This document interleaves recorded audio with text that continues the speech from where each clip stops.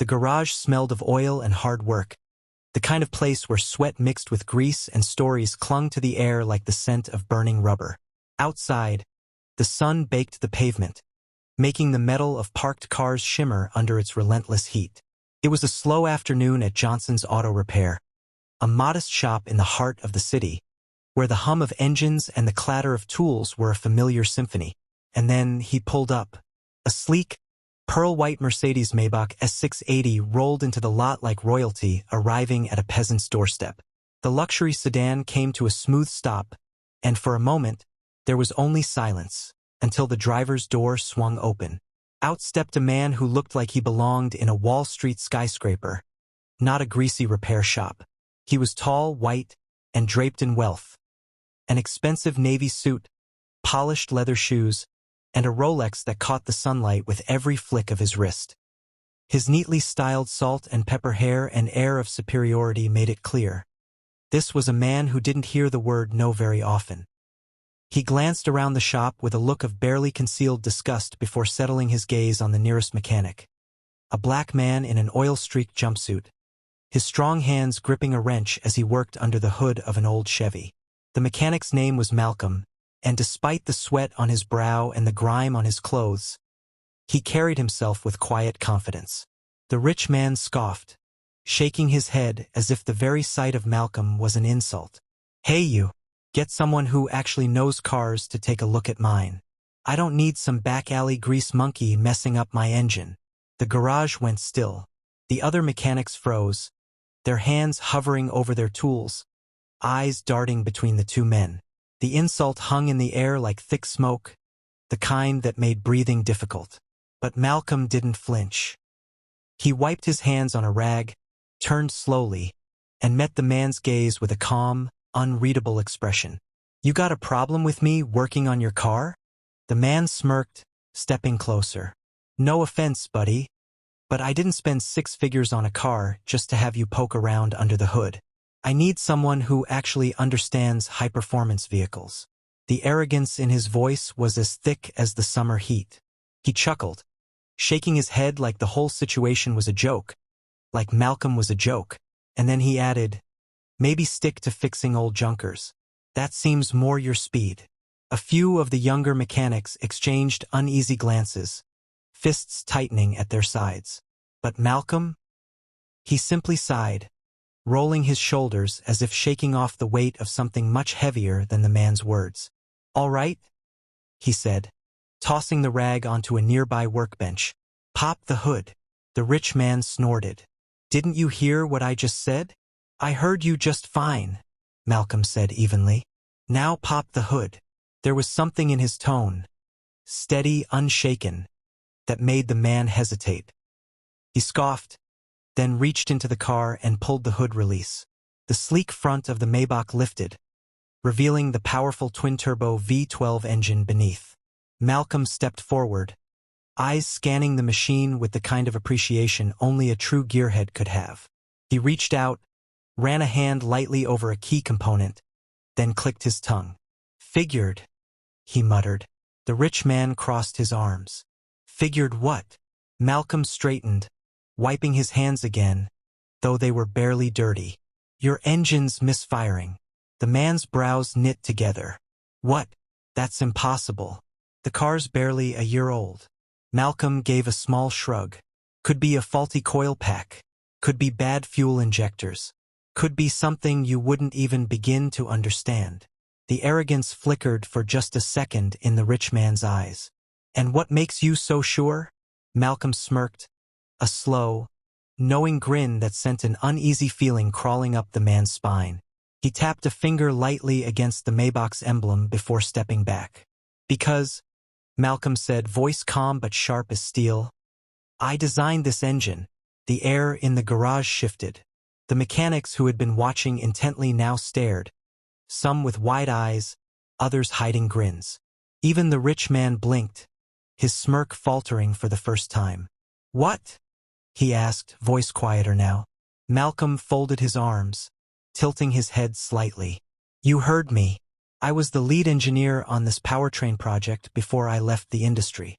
The rich man's face twitched, lips parting like he wanted to say something but couldn't quite form the words. And Malcolm? He simply dusted off his hands, like the conversation was over. Now, he said, turning back to his work, you still want me to poke around under the hood? Or are you going to take that attitude somewhere else? The garage stayed silent, waiting for the rich man's response. But he didn't have one. Not yet. For a long moment, the only sound in the garage was the steady hum of an air compressor in the background. The rich man's face twitched, shifting between disbelief and something else. Something closer to embarrassment. You're lying, he finally said, though his voice lacked the certainty it had before. There's no way you. Malcolm raised an eyebrow, tilting his head slightly. You sure about that? The rich man hesitated. The confidence, the smug superiority he carried just moments ago, seemed to waver under Malcolm's steady gaze. His eyes darted around the garage, searching for some kind of confirmation, some reason to dismiss the man in front of him. But he found none. The younger mechanics were watching in awe, the older ones with quiet, knowing smirks. Who are you? The rich man finally asked, voice lower now. Malcolm exhaled, shaking his head as he reached for a wrench on the workbench. Don't worry about it, he said. You brought your car in for a reason. You want it fixed or not? The rich man's fingers twitched at his side. He wasn't used to being in this position, wasn't used to feeling like the fool in the room.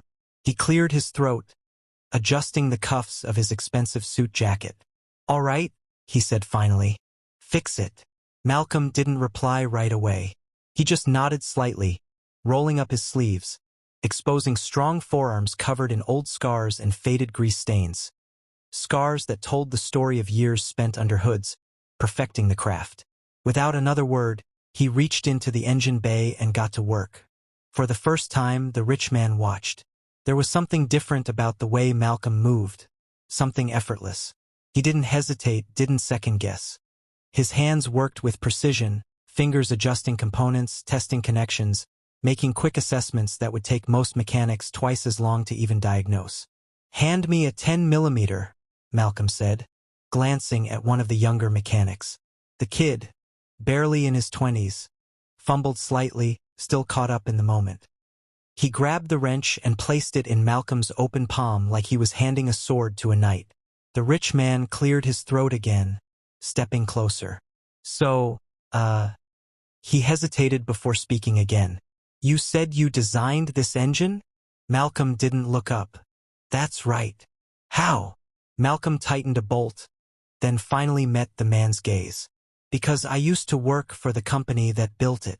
A flicker of realization crossed the rich man's face. You were an engineer? Malcolm smirked slightly. Still am. Just decided I liked real cars more than conference rooms. There it was again, that unease in the rich man's posture, the way he suddenly seemed smaller despite his expensive suit, his polished shoes, his luxury car. He didn't know how to respond. Malcolm kept working. Let me guess, he said casually. You thought I was just some random guy who barely graduated high school? Someone who ended up here because he had no other choice. The rich man pressed his lips together, but he didn't deny it. Malcolm chuckled softly, shaking his head. You wouldn't be the first. The younger mechanics around them exchanged glances. They had all heard stories about Malcolm, the whispers, the rumors. Some said he used to be a big-time engineer before he walked away from it all. Others said he was one of the best minds in the automotive world, a legend who chose grease over glory. But none of them had ever heard him talk about it. Until now. The rich man shifted awkwardly, clearing his throat once more. So, why'd you leave? Malcolm tightened one last bolt, then straightened up. He exhaled slowly, rubbing the back of his neck. Let's just say, he murmured, I got tired of building things for people who don't respect the ones keeping their machines running. The words hung heavy in the air. The rich man swallowed. For the first time in a long time, he didn't have a clever comeback. The weight of Malcolm's words settled over the garage like the scent of hot metal after an engine's been pushed to its limits. The rich man, for all his money and status, suddenly felt out of place, like an outsider in a world he had never truly acknowledged before. The younger mechanics stood frozen, watching closely. The older ones smirked, as if they had seen this kind of reckoning before, the moment when a man realized that money didn't make him the smartest person in the room. The rich man shifted his stance, rubbing his jaw as if trying to find something, anything, to say. He had spent his life commanding boardrooms, making decisions that moved millions of dollars, expecting people to listen because of his title. But now, standing in front of Malcolm, he felt something he wasn't used to feeling. Small. He cleared his throat, forcing a casual tone. So, you were one of the engineers behind this engine? Malcolm grabbed a clean rag, wiping the grease from his fingers. Lead engineer, he corrected. Worked on it for years before it ever hit production. The rich man blinked. But why are you here? Why aren't you running your own company? Designing the next big thing? Malcolm exhaled through his nose, glancing at the car before meeting the man's gaze. Because when you build something in that world, it's never really yours. It belongs to the company, the executives, the shareholders. You pour your blood, sweat, and soul into a machine, and the guy who signs the papers, guys like you, walk away with the credit. The rich man stiffened slightly at those last three words. Malcolm tossed the rag onto a workbench, shaking his head. So I left. The simplicity of the statement hit harder than any long-winded explanation ever could. The rich man scoffed softly, as if trying to wrap his head around it. You chose to leave? With your talent? With your knowledge? He gestured around the shop. For this? Malcolm gave a half-smile, but there was something in his eyes, something unreadable. Yeah, he said. For this. The rich man let out a small laugh, shaking his head in disbelief. You walked away from an industry where you could be on top. You could have built a legacy. Malcolm's smile faded, and when he spoke again, his voice carried a quiet weight. A real legacy isn't built in boardrooms. It's built where people need you. The garage went silent.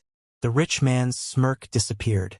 He suddenly had the uncomfortable feeling that, for the first time in his life, he was the one who didn't get it. Malcolm saw the conflict in his expression, but he didn't push. He just turned back to the Maybach's engine, twisting a component, double-checking his work. Your coil pack was on its way out, he said, shifting back to business. Swapped it with a fresh one. Should be running smooth now. The rich man opened his mouth as if to say something, but nothing came out. Malcolm tapped the hood lightly, signaling for it to be closed. Go ahead, he said. Start her up. The rich man hesitated before stepping forward. He slid into the driver's seat, pressed the ignition button, and the twin-turbo V12 roared to life.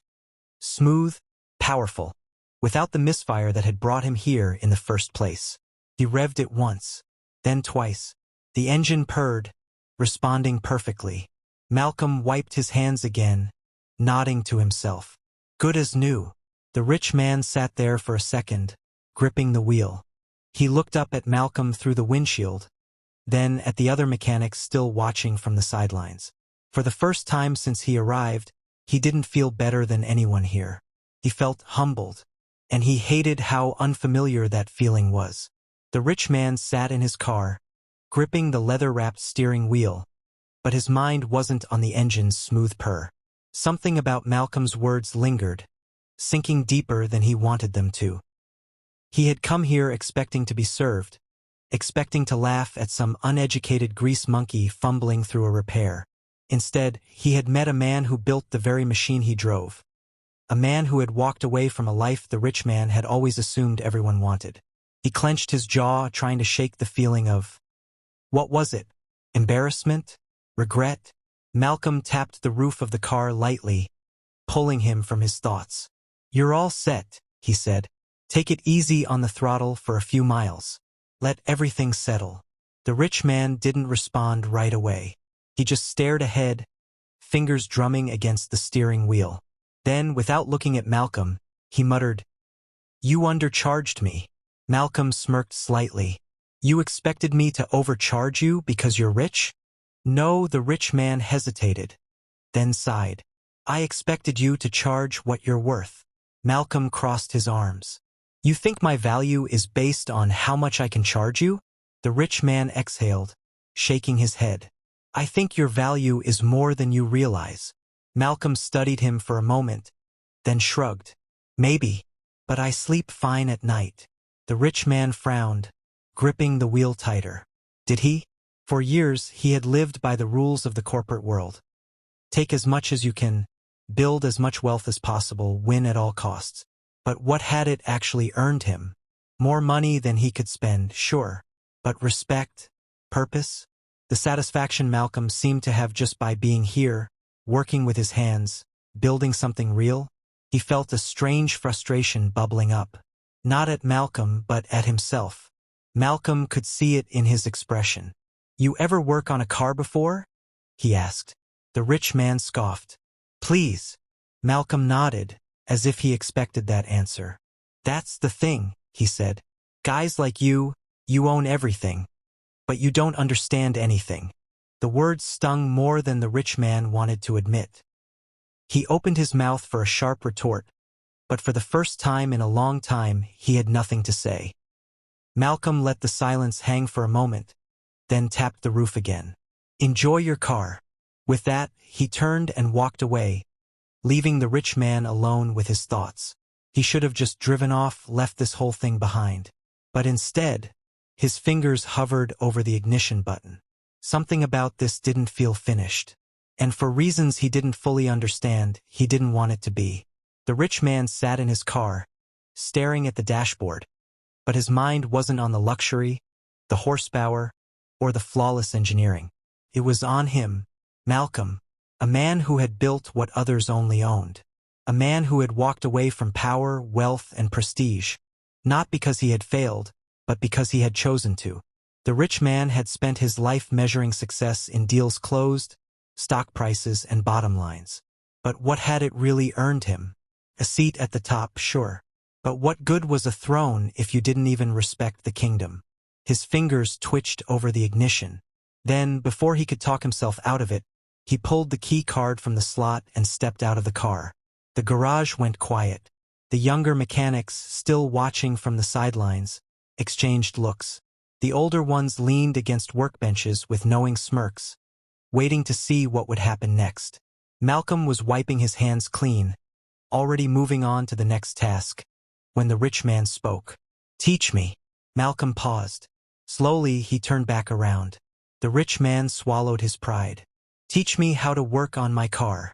A few of the younger mechanics stifled laughter, assuming it was a joke. But Malcolm? He just studied the man, his expression unreadable. The rich man continued, shifting awkwardly. I've spent my life buying things, owning things, but I don't know a damn thing about how any of it works. He exhaled sharply. And I think that's a problem. For a long moment, Malcolm didn't say anything. Then, after what felt like an eternity, he tossed the grease-stained rag onto the workbench and folded his arms. You serious? The rich man nodded once. Malcolm glanced at the car, then back at the man in front of him. And for the first time, something in his gaze shifted. Less guarded, more interested. Finally, he smirked. All right, rich man. He grabbed a wrench and held it out. Let's see if you can handle a little grease. The rich man hesitated, then took the wrench. Felt heavier than he expected. But for the first time in his life, that weight didn't feel like a burden. Felt like a beginning.